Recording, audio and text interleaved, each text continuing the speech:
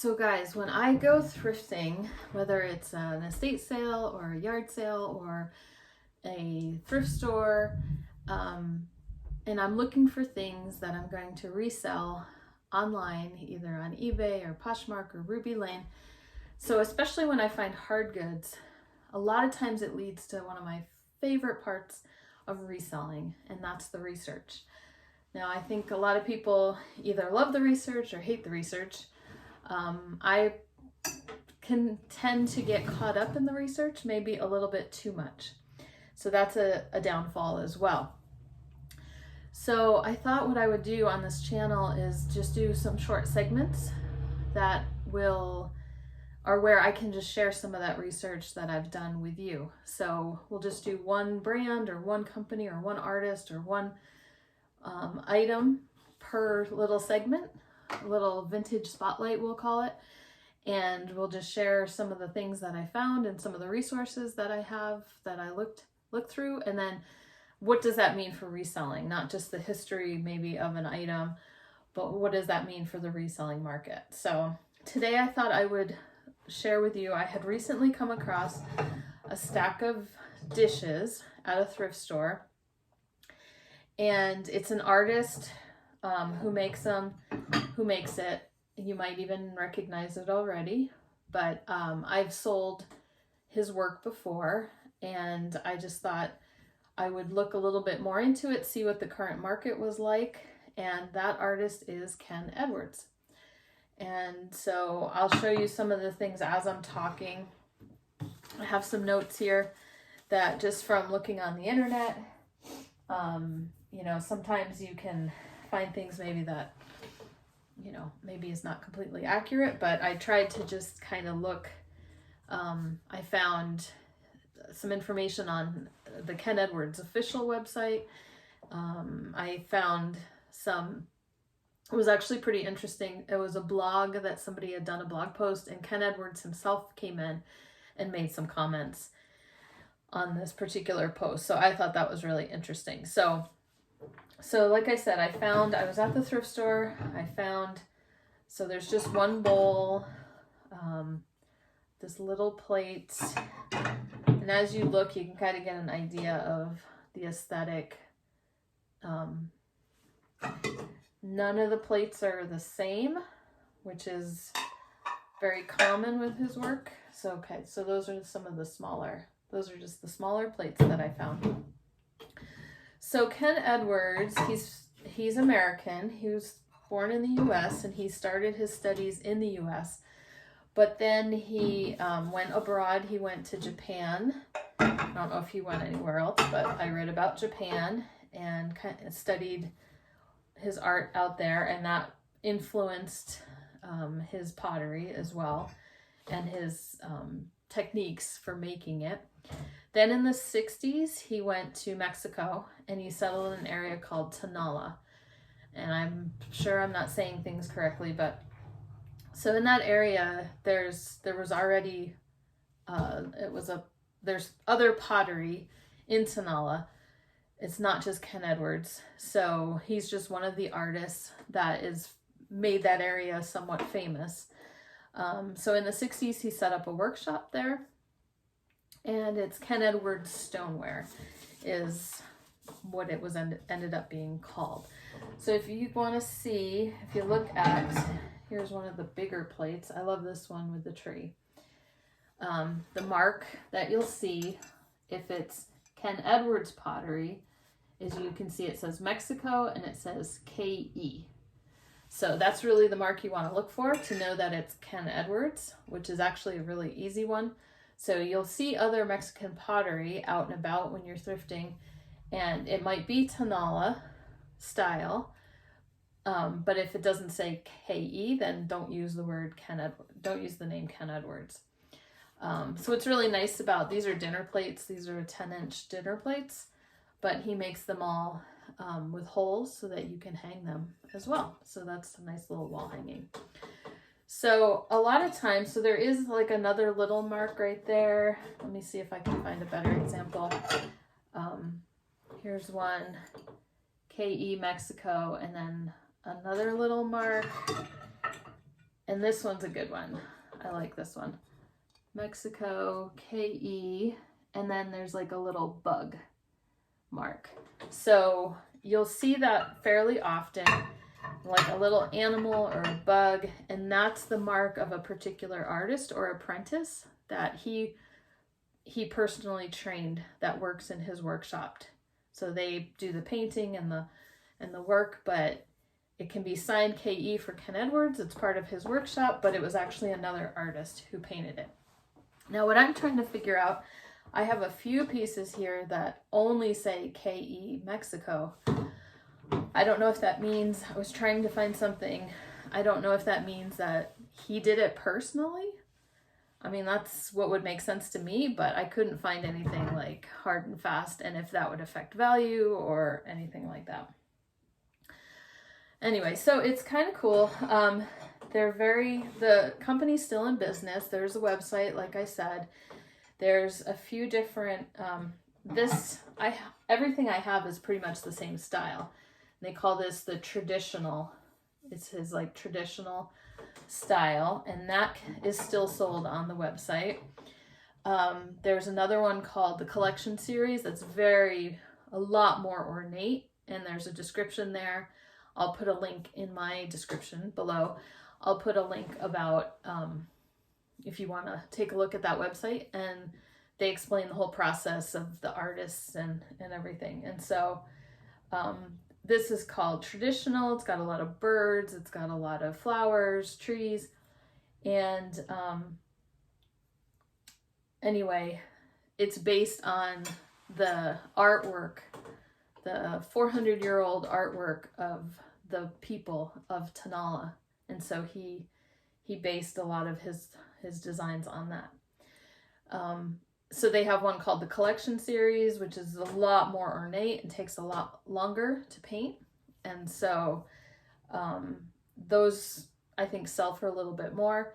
Now, another one that's very common that I think before I found these, most of the ones that I had ever found thrifting and then resold was part of a pattern called El Palomar. And you'll see that. So I'll just put up some pictures in here. They don't have the heavy brown band around. It's a much thinner, lighter brown.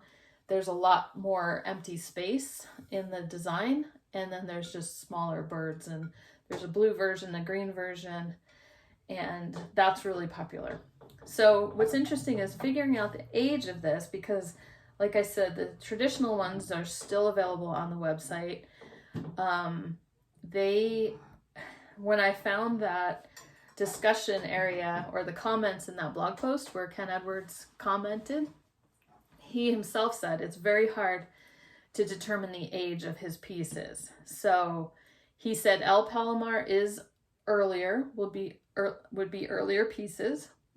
That makes sense. El Palomar is not available on the website right now, but he's used this, same type of style. He's had apprentices and artists who use pretty much the same motifs and everything for years. So it's really hard to know the age of anything in it. So I wouldn't maybe spend a whole lot of time worrying about that. Unless, of course, you can find out, like if it's an estate sale and they say, oh yeah, I bought those in the 80s when I went to Mexico or something like that. Of course, that would always be nice to find out the information about the things we're selling, right? So as far as reselling here, I'll show you one more thing. This I bought a while back, and that's just been in my personal collection. I haven't really even researched. This one has another KE Mexico. And this one's just got, it's kind of unusual. It's just got flowers. It doesn't have any of the birds or butterflies or anything like that. So I haven't researched lately what that one would be worth. A lot of that is based on size and kind of if there's something unique about it. So as far as reselling, I mean, it's very attractive, right? So it's very collectible. There are stoneware collectors who like to have, like I said, they're wall hangings, so you could make a whole wall collection of it, as I bang them together. They're very usable. They are lead-free. All of his stoneware is lead-free. It fits a lot of decor that's really popular right now. Okay, this one, I'm not gonna lie, is my favorite. Sorry, I'm trying to get good light in here. This is my eBay room. We moved to a new house about a month ago, and I'm setting up. There was this room down here in the basement. It's my vintage lair now. I had all these built-in cabinets and storage, and so became my eBay area. So I'm testing out doing videos down here. Anyway, this one's my favorite. It's got an owl on it, so that's kind of cool. That's very interesting. And that's basically, I think, what you look for. When I was trying to figure out comps, it's actually very difficult, because if I just looked at Ken Edwards dinner plates, there's tons that are just $20, $25, which actually is a good price to sell a dinner plate at, right? But then the prices go up if there's something maybe a little bit more unique. Like the owl, I think I would go a little bit higher. There was several that sold in the $30, $40 range. Some plates are like heart-shaped, or there was a plate that was an octagon. So those sold a little bit higher. Now on Worth Point, when I was looking at that, some of the plates on Worth Point sold for $100, and I don't know why. Like, I don't know what makes one more collectible than the other. So I'm still trying to get a feel for that. Like I said, the owl would be interesting. When I found these at the thrift store, there was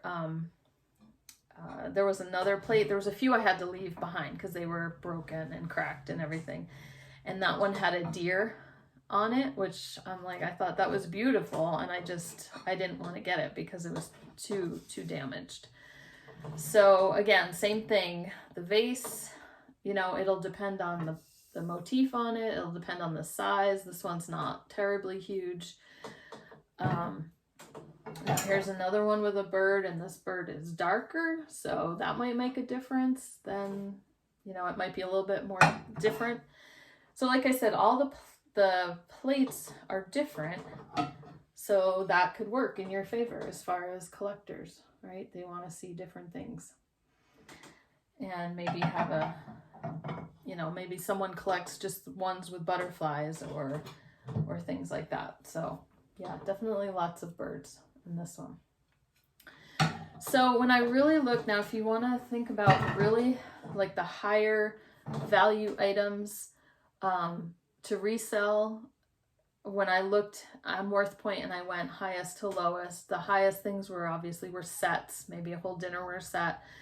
There was a coffee set with a coffee pot and cups and saucers. There was some figurines. I think we sold, I don't remember if it was Ken Edwards, but it was Tanala, like a large bird figurine.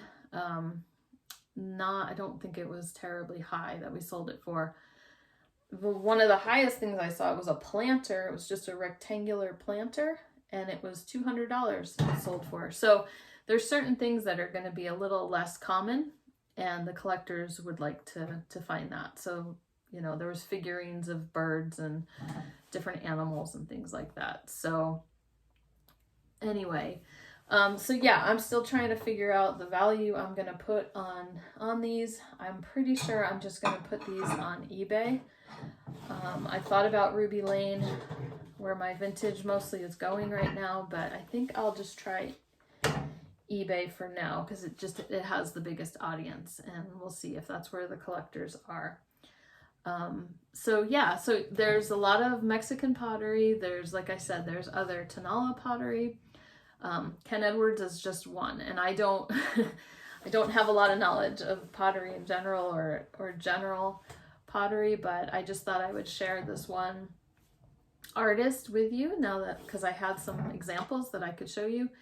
And then, if you see the KE, if you look for the little KE, then a little bit more that it might be worth picking up for sure. So if you like segments like this, hopefully it wasn't too long. I'm planning on doing some different artists, different companies, different makers, and just history of different things. So if you'd like to see another one, feel free to hit that subscribe button. And then leave a comment below. Let me know. Have you ever found Ken Edwards before? Have you ever sold it? What was your best piece or your favorite piece? And just touch base.